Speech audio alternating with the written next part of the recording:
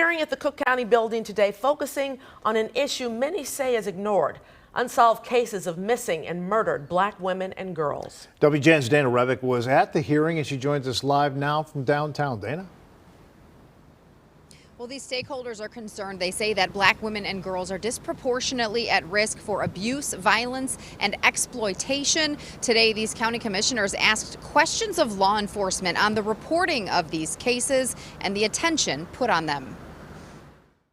My best friend was abducted and killed. They found her 7 weeks later, and I can tell you that the police did not take this seriously. Nancy Walker went missing in January 2003, city workers finding her dismembered body in plastic bags. At the time she was reported missing, her loved ones felt her case did not get the attention it deserved. Laci Peterson was also killed and abducted at the same time.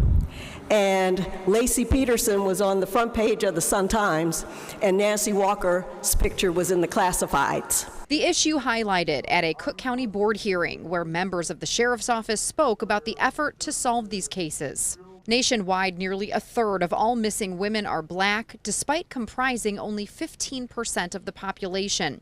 Here in Cook County, the numbers are even more alarming. As of last week, the Cook County Sheriff's Office reports there were 1,663 people reported missing. Of those, 762 are women, 512 are black, making up 67% of those cases.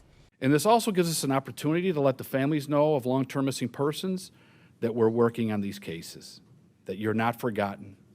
A commander with the sheriff's office spoke about the Missing Women's Project, which started in 2021. Detectives chose 175 cold cases to work and since then have located 35 individuals, using new DNA technology and biometrics to apply to older cases. We don't know what we don't know. And sometimes people are hesitant to report their loved one missing for the same apathy that sometimes law enforcement has with missing person cases. They believe that they'll return or be located. If you're saying that out loud in front of us, then it says to me that that is the culture of a department. If you think a person is going to return, and thus that may contribute to the high numbers that we're hearing. Commissioner Tara Stamps, who you just heard from there, suggested that Illinois create something known as an ebony alert, similar to an amber alert. In the state of California, a law was passed just this year for girls reported missing who are black between the ages of 12 and 25, who loved ones believe could be in danger or at risk of sex trafficking. Live at the Cook County Building, Dana Rebick, WGN News. Thank you, Dana.